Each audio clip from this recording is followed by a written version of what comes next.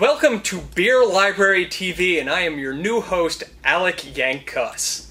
Joining me is our Wine Library TV host, Gary Vaynerchuk. Thanks, man. I appreciate it. I'm chilling. I'm second place this time. I'm laid back in the corner on the cut like this, letting Alec do his thing. A lot of people have been asking for beer. I like a good brew once in a while. Alec is big time into it. I figured, you know what? Let's share the spotlight. I'm not that greedy. We let Ian have 5 seconds. Let's let Alec do his thing, talk about the beers. I'm going to taste them alongside with him. Hillbilly Jim is here. What else could you possibly ask for? But I'm going to really kind of play second fiddle this time, Alec. I'm going to let you start with it, so do your thing. Let's tell people what we're tasting today. All right. Starting out with our first brew from Chico, California. You gotta go. The ever-popular Sierra Nevada Pale Ale. It's a classic American Pale Ale. It's 5.6% alcohol, 37 IBUs, which is International Bittering Units. Yeah! Nice, crisp, easy drinking, very friendly, classic beer. And you can find that everywhere, so it's good. Yeah. We're going here? Yep, going to here. Cool. Now, a lot of people might not know how to pour, but you go down the side and you slowly right the glass. You're looking to create head. You're actually looking to have foam on top of the beer. We're looking for head? We're always looking for head. Understood. You can see Sierra Nevada. One of the reasons why it's so popular. Great head.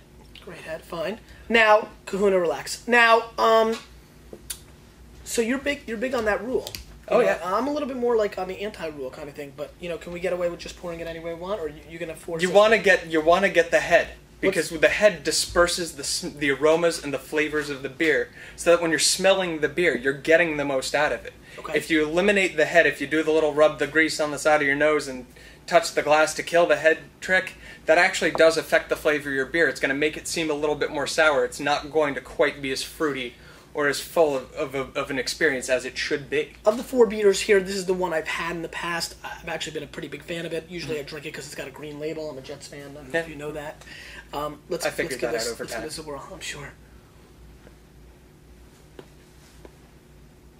No spit bucket for the beer episode. We're just drinking brews. I mean, this is a sad Monday. I know it's Thursday, but this is just a sad Monday. We need to drink ourselves into oblivion as the Jets season has come to an end. Can we do the Tequila Library show after this?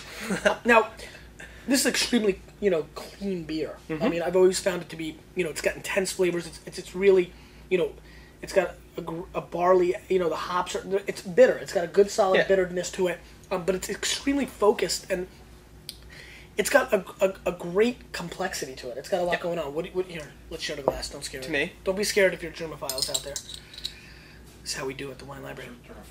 Germophiles, like enophiles. Yeah, they like germs. It's got a good classic hop bitterness to it. It's a little bit weedy. There's a little bit of a citrusy kind of quality, and almost something like a tart apple kind of quality on the finish there. It's nice, it's clean, it's not overbearing. I get a little baconness action on it as well. There's a slight kind of almost meaty-like quality that I think you could almost associate with bacon, but if you think you're getting bacon with this, wait till you step up to this little buddy. In your opinion, is this the beer that kind of outshines the commodity beer market? Yeah, absolutely. Is that why that's here? Sierra Nevada is one of the classic gateway beers into what you call the craft beer community. It's like that. Craft beer includes everything that isn't just microbrew. Microbrew is kind of an outdated term because a guy like Sierra Nevada or Jim Koch, who owns Sam Adams, they make millions of cases of beer now. They're not really micro anymore, but they make a good quality product, so it's referred to as craft beer now. And this is one of the gateway crafts. I started on this when I was 21, when I, go, hey, Will, my older brother, what do I need? What should I be drinking? He's like, oh, you got to try this. Sierra Nevada Pale Ale became a standard for me. I mean, I think it's a very good beer. It really, that and, I mean, that's just the thing. That, what I like a lot lately I've been drinking? Red Stripe. I'm on that. Red Stripe for a mass-produced, it's gonna piss me now. warm climate beer. I like that beer. It's not bad. You like it better than Corona, right? Oh, God, yeah. Yes. Corona is the junk Chianti to me of the... Of the beer industry. Corona equals straw, people. All right, let's move on because we don't want this to be too long. Need bucket. So we move up to our next beer. Yeah, we're going to use the pint glass again because it's good for the next beer. The next beer, Weyerbacher's Imperial Pumpkin Ale. Imperial usually means double of something. It means more booze. Sometimes it means more hops. In this case, it's more booze. Clocking it at 8% alcohol, I don't know the IBUs off the top of my head. Classic fall weather beer. It's a pumpkin ale because it's got your pumpkin pie spices in it.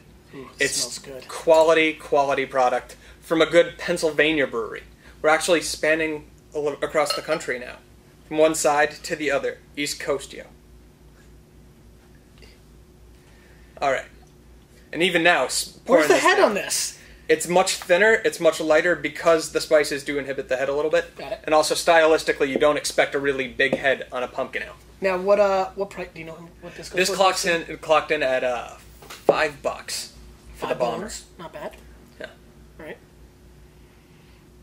So, I'm not going to be the perfect person to review this because nobody likes pumpkin pie in this country more than I do. As a matter of fact, 586 Morris Avenue, Springfield, New Jersey, 07081. Attention, Gary, they, Ner, Chuck, please, all you pumpkin people that make pumpkin pies, homemade or what's out, I will do a pumpkin pie episode. Right on it that it's food product, so it doesn't sit there. True, I do let my packages sit for months. Eric Kastner coming through once again.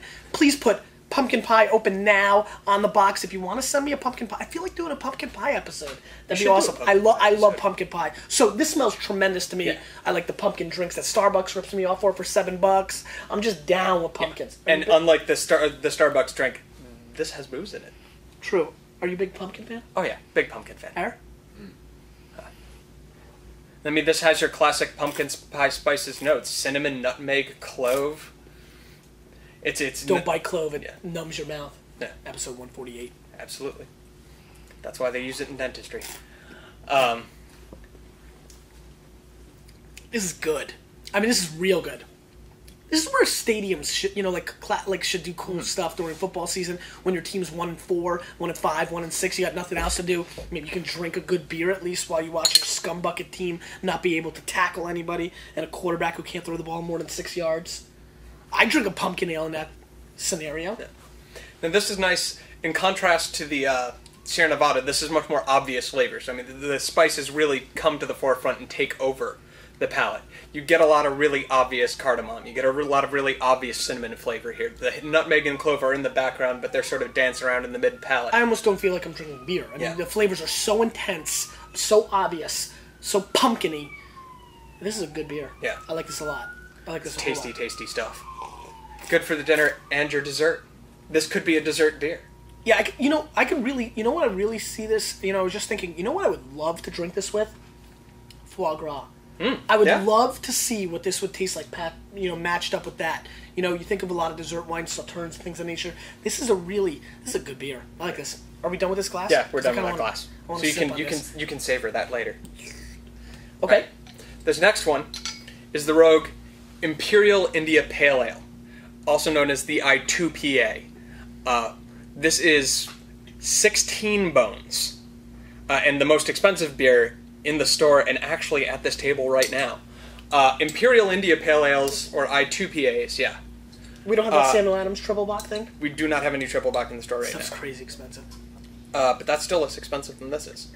This is a very popular style. The Double IPA, Imperial IPA, whatever you wish to call it, becoming crazy popular in craft circles, especially among the really beer geeky crowd. Because they pack a lot of flavor. Is the microbrew term gone? Gone. Gone. Gone. The microbrew term is so gone. It's so old. It's gone. I see.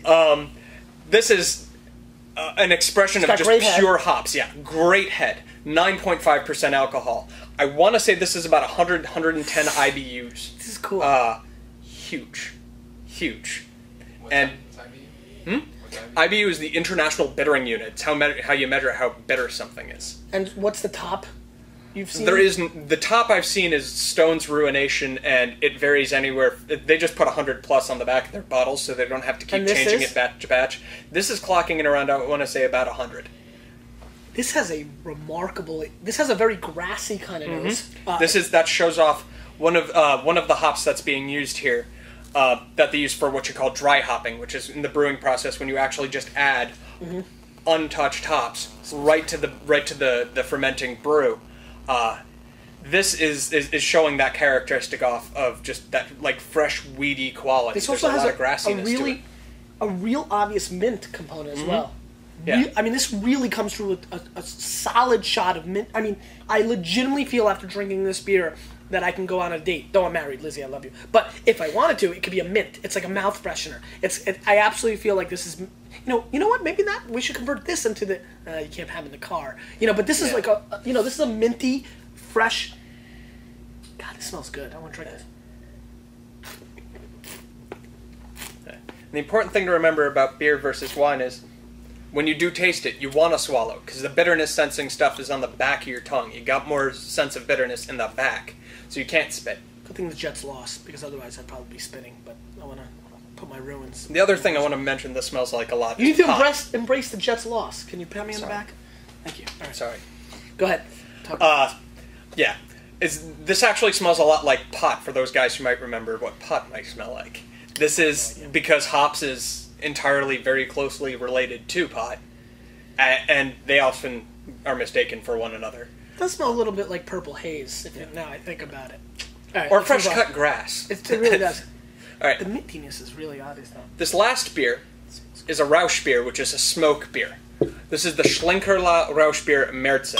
Marzen is German for March. This is the Schlenkerla? I've been dying to try the Schlenkerla. All right. Now, normally you traced upwards in both IBUs and ABV, but in this specific case, we're doing this last because this really brings the thunder. And on the Thunder Show, the thunder should come last. Now, what are the This is CKC darker. level on this? The CKCs, I don't know. They might not be able to step up. And this is CKCs! Did you hear that? Alec is directly Is challenging. that like an arm wrestling match? Alec, you This careful. is- CKCs are usually tough. They still have muscles. The roughest, toughest of all the beer styles out there. Okay. This is one of the most acquired tastes, I think, in beer.